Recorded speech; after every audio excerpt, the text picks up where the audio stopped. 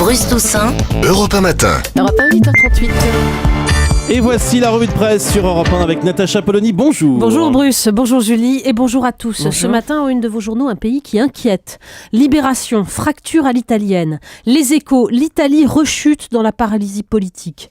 Notez qu'il y a un autre pays qui inquiète. Ce matin, c'est la France. Le Monde, chômage, Hollande empêtré dans sa promesse intenable.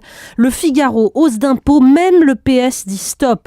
Et en une de Direct Matin, Jérôme Cahuzac, celui qui incarne la rigueur, l'homme qui voulait 6 milliards. Et il n'y a guère que dans nos poches qui pourraient les trouver. Alors l'Italie est ingouvernable ce matin. Mais oui, et tous ceux qui ouvriront les journaux ce matin devraient avoir en mémoire les articles il y a un an sur Mario Monti, le magicien, cet homme tellement génial qui allait sauver l'Italie. Alors évidemment, l'humanité est à la fête. Mario Monti balayé. Et le journal rappelle le curriculum vitae de cet ancien commissaire européen passé par Goldman Sachs, la banque qui forme les élites mondiales et qui trafique les comptes de la Grèce. Dans les autres journaux, pourtant, c'est la consternation incarnée par un mot, populisme. Alors Libération se raccroche à Pierluigi Bersani, le leader de la coalition de gauche.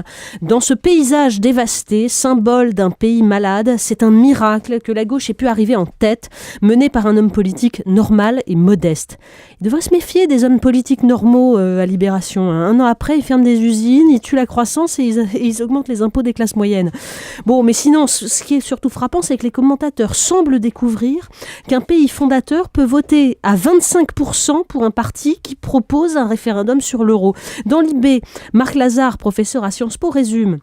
Les doutes croissants sur la construction européenne, palpables depuis des années, se sont désormais cristallisés autour de l'euro, symbole de la vie chère, mais aussi autour d'interrogations sur l'opacité des institutions européennes et de leur manque de démocratie. Voilà, soudain, tout le monde découvre que les peuples acceptent de se serrer la ceinture, mais pas pour simplement replâtrer un système qui enrichit les banques et les lobbies. Ça laisse présager d'autres fièvres populistes et d'autres colères dans les urnes européennes. Alors, il n'y a pas que l'Italie dans la presse ce matin, il y a aussi Vincent Peillon. Oui, on en a déjà eu une couche hier et on remet ça ce matin. Le Parisien aujourd'hui en France. Et si Peillon avait raison? Alors je vais oser une réponse, on s'en fiche complètement. Non, 2 pages dans Libération, 2 pages dans le Figaro, des analyses savantes qu'on nous a déjà servi 20 fois.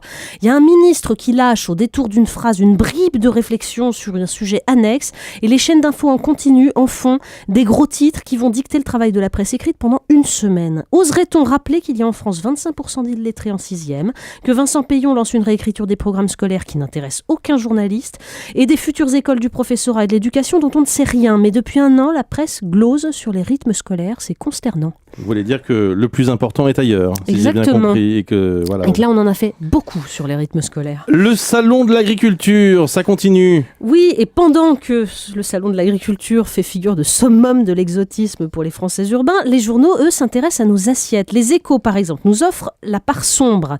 Une page sur l'intelligence économique en agriculture. Comment les financiers anticipent les bonnes ou mauvaises récoltes à l'autre bout du monde, même au moyen de cartes satellites, pour prévoir les hausses ou les baisses de cours. Alors si ça vous donne le vertige, je vous conseille d'aller lire sur le site VoxNR les très beaux textes de Claude Bourrinet, notamment celui intitulé « Que reste-t-il du paysan ?» Transformé en ouvrier agricole par la PAC, cerné par des néo-ruraux totalement réfractaires au mode de vie des campagnes, les paysans sont eux-mêmes détachés de la terre, nous dit-il, persuadés que la modernité est au supermarché du coin.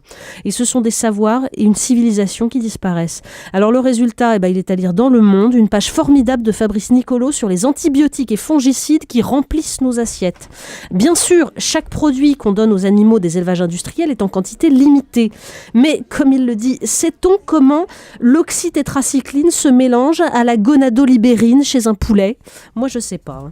Le scandale des lasagnes au cheval n'est que la partie émergée de l'iceberg, nous dit-il. Et si on se contente de trouver un coupable pour continuer la fête, on va à la catastrophe. Et puis ce matin, Natacha, événement, vous avez décidé de citer dans votre revue de presse Le chasseur français. Et pourquoi pas, on fait bucolique ce matin. Plaisir, il y a un Natacha. très joli article dans Le Chasseur français sur ce patron de pêche de Port-Vendre qui accueille sur son chalutier des jeunes multirécidivistes du centre éducatif renforcé. Levé 2h du matin, un travail très dur, des règles strictes qui contrecarrent, nous dit-il, l'univers hostile qu'ils connaissent, un univers de caïd où chacun vit avec un sentiment de toute puissance. Et tout à coup, la fierté du travail accompli, ou alors ce jeune au petit matin qui s'exclame « c'est beau le soleil ». C'est le seul centre de France qui a choisi la pêche comme activité pour les jeunes et on se prête à rêver que d'autres redécouvrent que la pêche ou l'agriculture ce sont des métiers nobles et humainement formateurs. Le clin d'œil du jour. Allez, ce matin, je vous reparle de la manif pour tous. Dans le Parisien et le Figaro, on apprend que la mairie de Paris, vous vous souvenez, elle avait réclamé 100 000 € pour les dégâts supposés sur la pelouse du Champ de Mars après la manif anti-mariage gay. Et ben, elle a reçu un début de paiement, la mairie de Paris. Déjà 9 000 chèques d'environ 10 centimes chacun, avec la mention en règlement de ma quote-part de participation aux frais de remise en état. Il y a 9000 personnes qui ont envoyé un chèque de 10 centimes. Alors, cela dit, 9000, c'est pas beaucoup au vu du nombre de participants, que ce soit les chiffres de la police ou ceux des organisateurs. Donc le sens civique se perd, mais au moins pas le sens de l'humour. Merci beaucoup Natacha Polony.